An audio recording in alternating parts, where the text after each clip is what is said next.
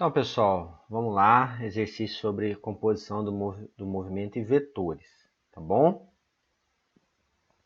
Número 1. Por que a velocidade é uma grandeza física vetorial e a temperatura uma grandeza escalar? Cite pelo menos mais dois exemplos de grandezas vetoriais e grandezas escalares. Pessoal, a velocidade é uma grandeza vetorial, né? Velocidade, ela é vetorial. Por quê? Se eu só falar a velocidade de 50 metros por segundo, não fica claro a grandeza. Eu não sei para onde é esses 50 metros por segundo. Pode ser para cima, para baixo, para a esquerda, para a direita. Então, para que ela fique totalmente caracterizada, ela precisa do módulo, né, que é o valor, módulo da direção, do sentido, né, e a sua unidade. Aí ela fica totalmente caracterizada. Ao passo que a temperatura, olha só, temperatura já é escalar. Por quê? Eu só preciso do módulo, vou dar o exemplo já já, do módulo e unidade. Só preciso disso para caracterizar. Se eu falar 38 graus Celsius, pronto, está resolvido. Não preciso saber se é para cima, para baixo, para a esquerda, para a direita, para o lado, para o outro. Não preciso, não é? Então, essa é a diferença. Aí pediu mais dois exemplos. Então, de vetorial, a gente pode citar a força, né, uma grandeza vetorial, não é? E vamos pegar a aceleração também, vou pegar uma diferente aqui. E o campo elétrico. Campo elétrico é uma grandeza que vocês vão estudar no segundo ano. Grandezas de campo, elas precisam de notação vetorial. Preciso saber para onde elas apontam, elas indicam. E grandeza escalar, pessoal, uma muito comum aí, massa. Massa é uma grandeza escalar, não é? Um outro exemplo, a temperatura, massa, calor, potência.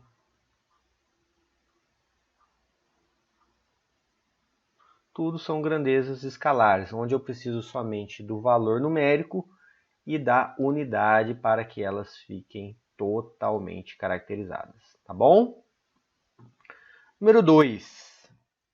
Considere os vetores representados a seguir, né? Aplicando a regra do polígono, obtenha na malha quadriculada a soma dos vetores A, B e C seguindo os passos. Então, ó, somar o A, B e C, a gente pode fazer assim, ó. Vou tentar representar. Aqui vai ficar meio difícil, mas vamos lá, ó. O A, esse aqui é o A. Aí eu colo o B nele. O B. E depois o C aqui. Então, o meu vetor resultante é de onde eu comecei até onde eu terminei.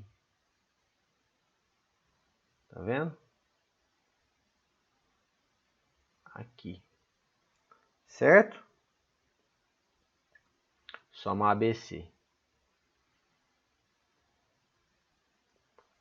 Tá? Aí aqui ele pede só para mudar a sequência, né? Somo a com B, depois o resultado com C, tá? Aqui pediu para somar B com C. Aqui era para ter feito A, B e depois o resultado somar com C. Né? Se eu fizesse aqui, ó, vou fazer aqui embaixo, ó, o A aqui e o B tá aqui. Esse aqui é o A, esse aqui é o B. Então o resultado de AB daria isso aqui, o AB. A mais B, né?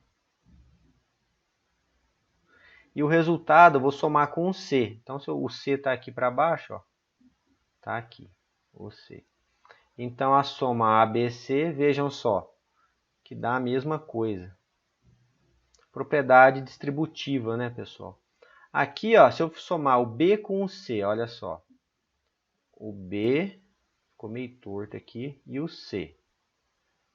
O B e o C. Então, somando o B e o C, dá esse vetor aqui, ó. Né? Agora, eu somo com o vetor A.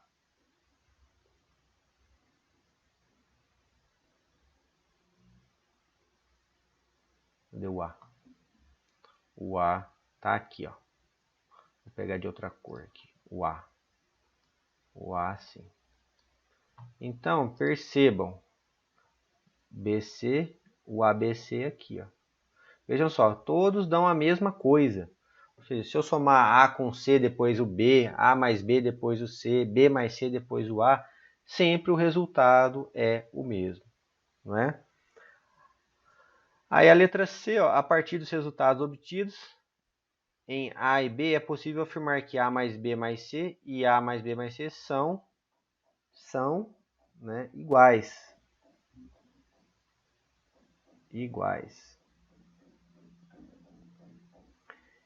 Portanto, a soma de vetores possui a propriedade distributiva.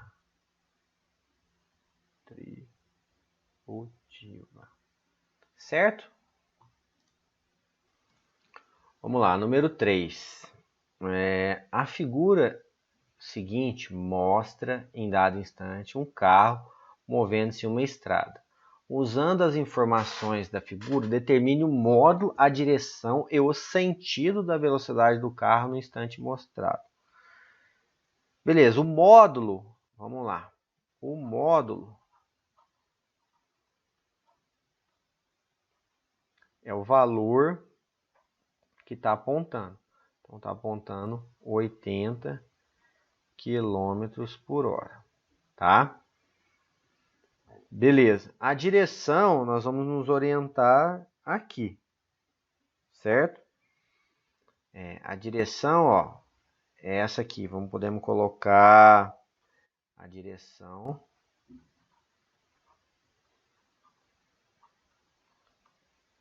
Tá aqui a rosa dos ventos, né, a orientação. A direção é vertical.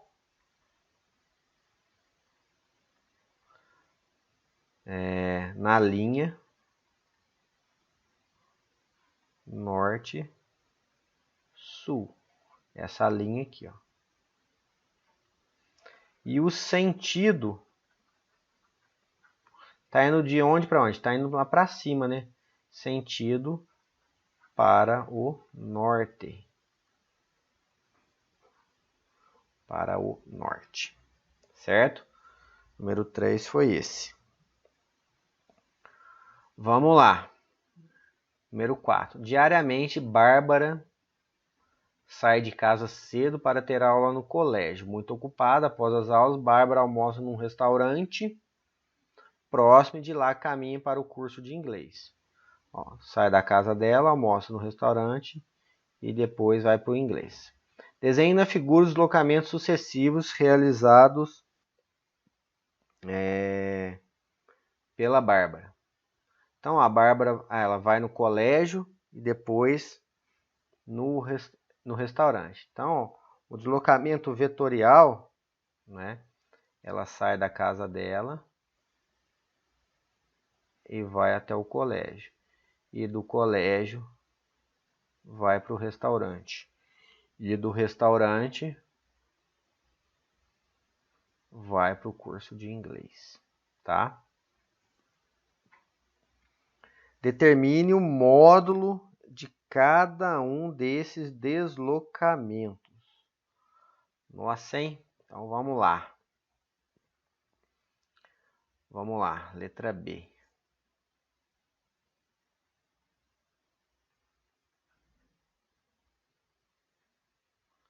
Vamos pensar aqui.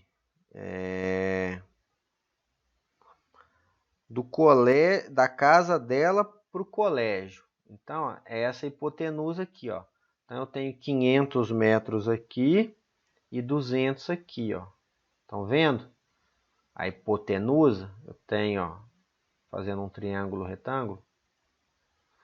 Então, vamos chamar de D aqui.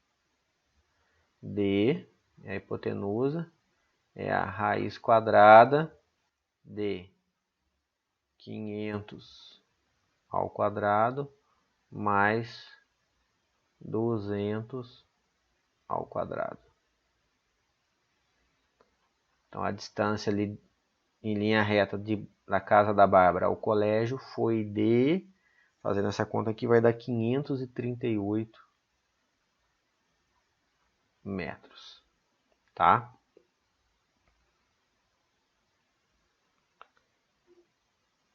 Do colégio pro restaurante, ela vem aqui, vamos chamar isso aqui de D1. D1. Colégio pro restaurante, basicamente ela andou 300 metros, esse D2 aqui, ó, porque não tem essa distância. Então, vamos considerar pareado aqui, ó. D2 é igual a 300 metros. Que é esse 200 mais esse 100 aqui, ó. Vê aqui. É como se tivesse o colégio tá na ponta dessa rua aqui e o restaurante nessa daqui. Então ele andou 300 metros aqui na vertical, chegou no restaurante, tá? E vamos chamar aqui essa aqui de D3. D3, vamos analisar. Ó, eu tenho 100, tenho 300 mais 100, tenho 400 na horizontal e 300 na vertical. Beleza, faço outra hipotenusa. 400 ao quadrado mais 300 ao quadrado. Certo? Então, o D3 vai dar 500 metros. Beleza. Desenhe na figura o deslocamento resultante. O resultante é onde ela começou e onde ela terminou. Então, ela começou aqui na casa dela. Ó, vou fazer aqui, ó, de vermelho. E terminou lá no curso de inglês. Então, essa aqui é a letra C de vermelho. Determine o módulo do deslocamento resultante. Vou chamar ele de D4. Então, aqui é a letra D. O D4 vai ser, ó, a hipotenusa. Eu vou ter 200 mais 300 mais 300 mais 100. Então, vai ser 900 ao quadrado. 200 mais 300 mais 300 mais 100. A parte horizontal. E na parte vertical, 200. Isso, 200. Mais 200 ao quadrado. O 4 aqui, se você fizer a conta, 921 metros. Vejam só, isso aqui é deslocamento, não é distância percorrida, tá? E a letra E, considerando que Bárbara retornará para sua casa depois da aula de inglês, qual será o deslocamento total realizado por ela ao final do dia?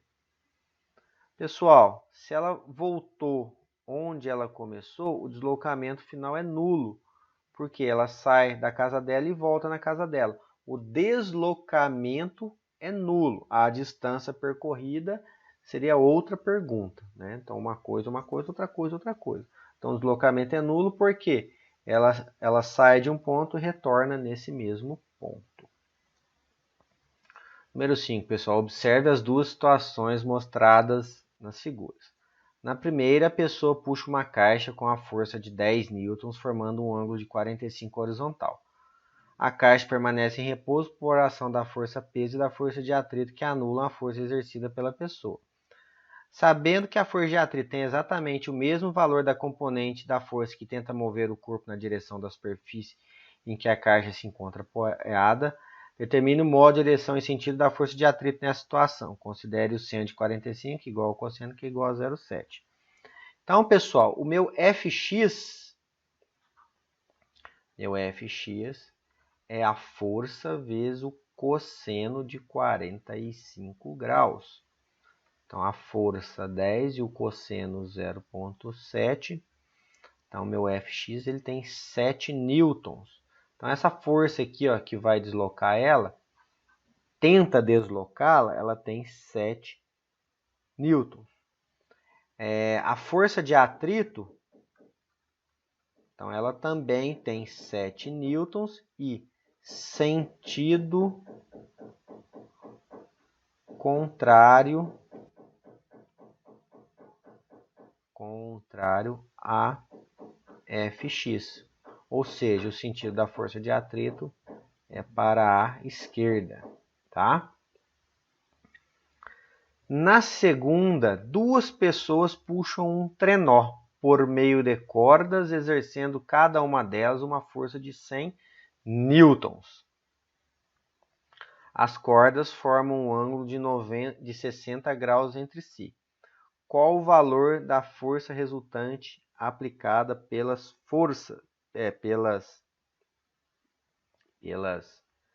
pessoas sob o trenó?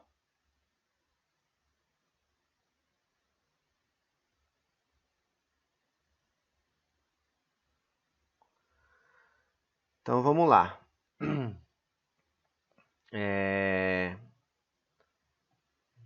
Vocês já estudaram as funções seno e cosseno, não já?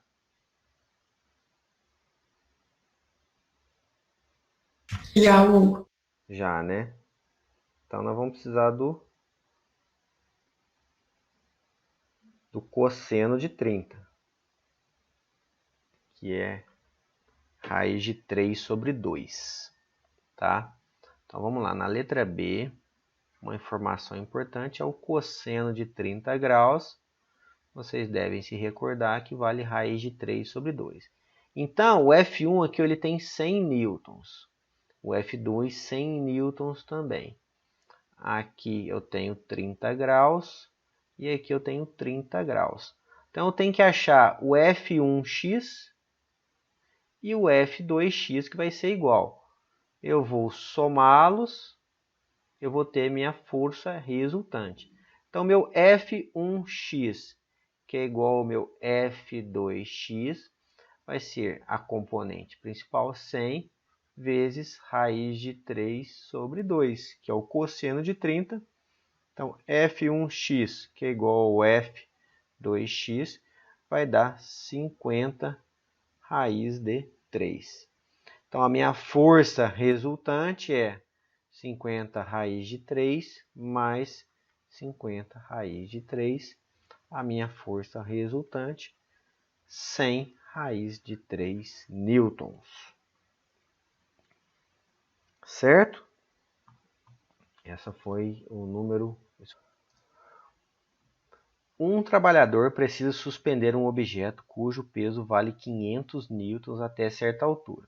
A fim de facilitar o seu trabalho, ele faz uso de uma rampa que forma um ângulo de 30 graus com horizontal conforme figura. Seno de 30,5 e cosseno de 30,09. Desenhe na figura a força-peso. Pessoal, força-peso, ela sempre vai apontar para o centro da Terra. Então é sempre assim, ó, pega no centro do objeto, o peso está aqui, ó, tá? Letra B, desenhe na figura as componentes do peso na direção do deslocamento e perpendicular ao deslocamento. Então eu vou ter o Px, o Py, né? Tá aqui, Py na vertical e o Px na horizontal, tá? Decompondo a força P, né? Calcule o valor dessas componentes. Então, pessoal, o meu PY, tem que guardar isso aqui, é o peso vezes o cosseno de 30 graus, tá? Porque, ó, esse ângulo de 30, ele bate aqui, ó. Ele é aqui. Se eu fizer um alterno interno, aqui, ó, 30 graus. Então, por isso que é vezes o cosseno. Então, vai ser, qual que é o peso? 500 newtons vezes 0,9 vai dar 450 newtons. E o meu Px é o peso vezes o seno de 30 graus. 500 vezes 0,5 vai dar 250 newtons. Beleza? Desprezando o atrito, determine o valor da força que o trabalhador deve fazer para suspender o objeto. Para ele arrastar o objeto, né? Ele tem que vencer o atrito dele aqui, ó. Vai arrastar. Então, na letra D, para arrastar, vou escrever aqui, ó, arrastar. Ele tem que vencer, vou até colocar entre aspas aqui, o atrito. E o atrito é o meu Px, que vai dar 250 newtons. Por isso que é mais fácil, né? 500 newtons é o peso dele. Se eu inclinar, eu faço 250 newtons e consigo erguer ele aqui, arrastar ele, tá? Beleza, pessoal? Então tá aí.